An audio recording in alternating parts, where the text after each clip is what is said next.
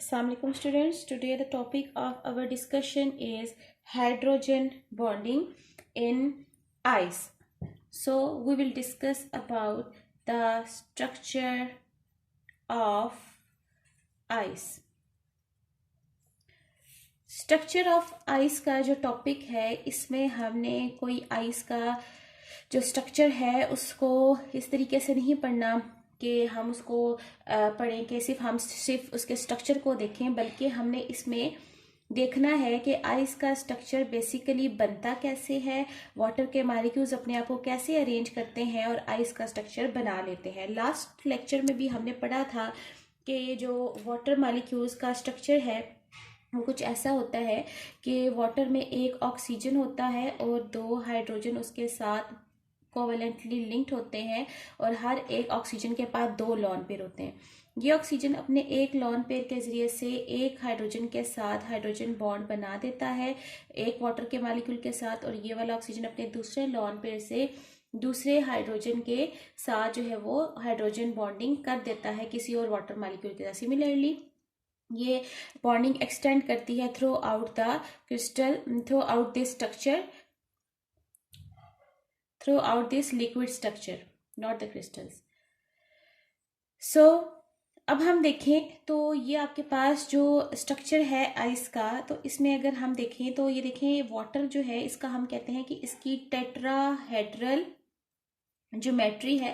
What is the meaning of tetrahedral? Tetra का मतलब होता है 4, तो वाटर की टेट्राहेड्रल ज्योमेट्री का मतलब है कि वाटर के पास 4 कॉर्नर्स हैं। इसके 2 कॉर्नर्स पे हाइड्रोजन अटैच होते हैं जो कि कोवेलेंट बॉन्ड के जरिए से लिंक्ड है, और जो बाकी के 2 कॉर्नर्स हैं उसके ऊपर हाइड्रोजन जो है वो हाइड्रोजन बॉन्डिंग के थ्रू लिंक्ड होते हैं। तो टोटल इसने 4 बॉन्ड्स बनाए हैं, 2 हाइड्रोजन बॉन्ड्स हैं और 2 कोवेलेंट बॉन्ड्स हैं। सो इसका जो स्ट्रक्चर है उसको हम कहते हैं वो क्या है? टेट्राहेड्रल स्ट्रक्चर है।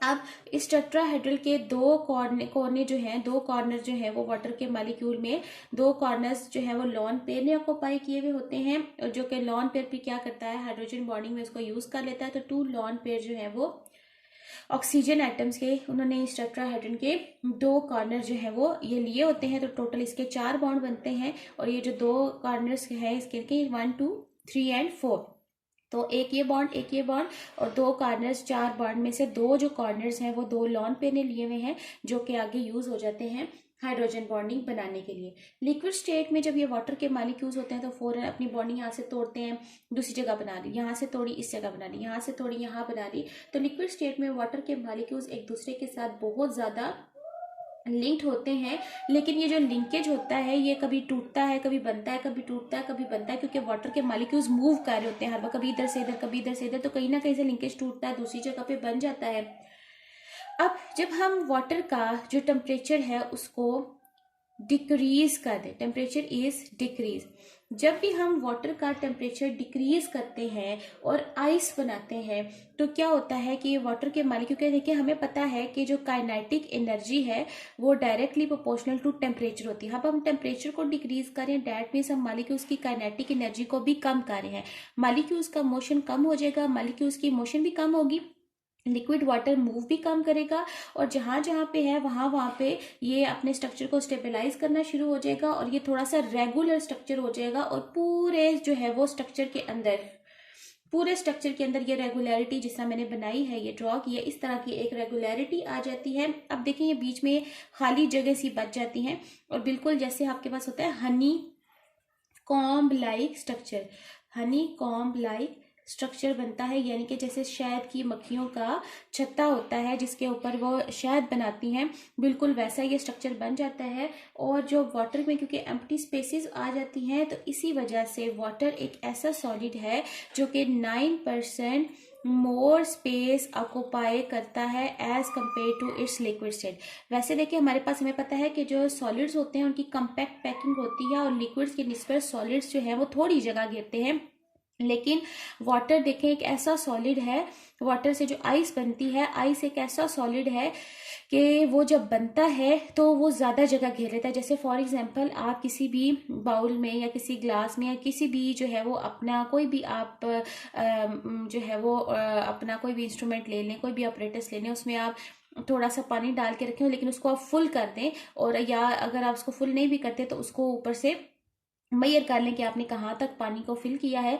तो आप उसको रात को रख दें। आप सुबह उठ के अगर फ्रिज में देखें, फ्रीज़र में, तो आपकी जो आइस जम चुकी होगी तो उसके ऊपर जो है वो थोड़ी सी उस लाइन से ऊपर उठ चुकी होगी। और अगर आपने ग्लास को या बाउल को फुल कर लिया है तो वो उससे बाउल से थोड़ी सी बाहर आ जाती है। वो इसी वजह से होता है क्योंकि उसमें एम्प्टी स्पेसेस आ जाती हैं और वो 9% मोर स्पेस ऑक्यूपाई करती है। अब इन एम्प्टी स्पेसेस की वजह से क्या होता है कि एक तो एम्प्टी स्पेसेस आ जाती हैं, ठीक है, और दूसरा क्या होता है, इसकी डेंसिटी जो है वो क्या हो जाती है, डिक्रीज हो जाती है। अब एम्प्टी स्पेसेस की वजह से डेंसिटी जब डिक्रीज हो जाती है तो डेंसिटी डिक्रीज होने की ही वजह है कि हमारे पास जो बर्फ होती है, आइस होती है, वो पानी के ऊपर तैरती है, उसके अंदर डूबती नहीं है। देखिए, हालांकि ये सवाल बनता है कि जो आइस है एक सॉलिड है और सॉलिड जो है उसकी डेंसिटी ज़्यादा होती है, उसको तो पानी में डूब जाना चाहिए। तो ऐसी क्या वजह है कि जो आइस है वो हमारे पास पानी के अंदर डूबती नहीं है बल्कि उसके ऊपर तैर रही होती है? उसकी यही वजह है कि वाटर के मॉलिक्यूल्स जब रेगुलर हो जाते हैं तो इस रेगुलरिटी की वजह से इसमें जो एम्प्टी स्पेसेस आती है तो एम्प्टी स्पेसेस की वजह से उसकी डेंसिटी डिक्रीज हो जाती है और जो आइस है वो आपके पास फ्लोट करती है वाटर के ऊपर। ठीक हो गया? तो ये आपके पास जो है वो आइस का जो है वो एक क्वेश्चन आता है यहाँ से कि why ice floats on water. Why ice floats on water, ये क्वेश्चन आता है यहाँ से। और हम जो है हमने देखा है कि किस तरीके से जो है वो आइस का यहाँ पे हमारे पास स्ट्रक्चर बनता है, उसमें एम्प्टी स्पेसेस जो है क्रिएट होती हैं। और अगर हम इसको कंपेयर करें तो हम कहते हैं कि ये जो आइस का स्ट्रक्चर है, ये जो आइस का स्ट्रक्चर बनता है, ये स्ट्रक्चर ऑफ डायमंड से जो है वो रिलेट कर रहा होता है। डायमंड में भी क्या होता है कि दरमियान में कार्बन होता है और इर्द गिर्द चारों तरफ कार्बन एटम जो है वो मौजूद होते हैं। इस तरीके से डायमंड का स्ट्रक्चर बनता है। ये कार्बन आगे मजीद कार्बन के साथ लिंक्ड होता है, ये वाला भी आगे मजीद कार्बन के साथ लिंक्ड होता है। तो देखिए यहाँ पे डायमंड में भी हर कार्बन 4 मजीद कार्बन के साथ लिंक्ड है, तो ये भी टेट्राहेड्रल है। लेकिन यहाँ पे ऑक्सीजन क्या है, 4 हाइड्रोजन के साथ टेट्राहेड्रल लिंक है। तो कहते हैं कि इसकी सिमिलैरिटी डायमंड के इंटरनल स्ट्रक्चर के साथ जाती है। किसकी सिमिलैरिटी? आइस के स्ट्रक्चर की सिमिलैरिटी। अब ये जो आइस की डेंसिटी जो है वो कम है, ठीक है, लो डेंसिटी है, इसकी वजह से क्या होता है कि जो वाटर है उसके ऊपर जो होता है, जो आइस है, जो बर्फ होती है वो उसके ऊपर तैरती है, उसके ऊपर फ्लोट करती है।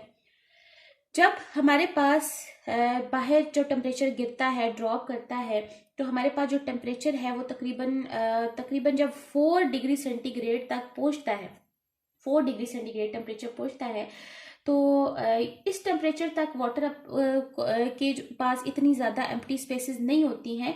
लेकिन जो ही 4 डिग्री सेंटीग्रेड से टेम्परेचर कम होता है, that means the 4 degree centigrade is the critical temperature, कि जो ही इस टेम्परेचर से टेम्परेचर कम होता है तो जो आइस के मॉलिक्यूल्स अपने आप के उनके अंदर ये रेगुलरिटी आ जाती है और जितने भी मॉलिक्यूल्स होते हैं वाटर के वो सरफेस के ऊपर आ जाते हैं, सरफेस पे आना स्टार्ट हो जाते हैं। तो जितने भी मॉलिक्यूल जो सरफेस के ऊपर 4 डिग्री से जो ही कम टेम्परेचर होता है तो आइस के जितने भी वाटर के मॉलिक्यूल्स हैं जिन्होंने आइस बनानी है, जिनको 4 डिग्री से कम टेम्परेचर मिल गया है, वो सारे मॉलिक्यूल्स सरफेस के ऊपर आ जाते हैं क्योंकि उनके अंदर एम्प्टी स्पेसेस क्रिएट हो जाती है, उनके अंदर रेगुलरिटी आ जाती है। और उस वक्त जो 4 डिग्री सेंटीग्रेड से जो ही टेम्परेचर कम होता है उस वक्त जो सरफेस के ऊपर जितने भी वाटर के मॉलिक्यूल्स होते हैं वो सारे के सारे क्या होते हैं, वो मॉलिक्यूल्स हैं जिनकी डेंसिटी कम है और जिन्होंने अभी आइस बनानी है। जो ही फिर टेम्परेचर मजीद कम होता है, कितना कम होगा, जाहिर सी बात है 0 डिग्री सेंटीग्रेड तक जो ही पहुंचता है तो हमारे पास आइस बन जाती है। अब ये जो आइस बनी है 0 डिग्री सेंटीग्रेड पे, अब हमें पता है कि टेम्परेचर तो माइनस में भी जाता है, -10 हो जाता है, -15 हो जाता है, -7 तो नॉर्मली पहुंच जाता है।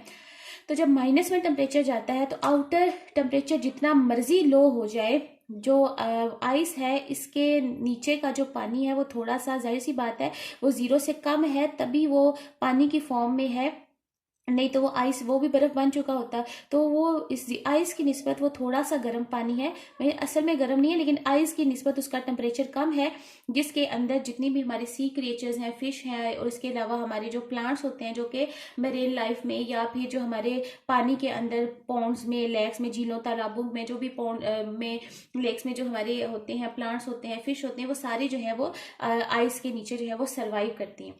तो हम कहते हैं कि आइस ने जो है यहाँ पे एक ब्लैंकेट बना दिया है, यानी कि एक कंबल के तौर पे एक्ट कर रही है, यानी कि नीचे जितने भी ऑर्गेनिजम्स हैं उनको वो ये प्रोटेक्शन प्रोवाइड कर रही है, उनको गर्म करके रख रही है।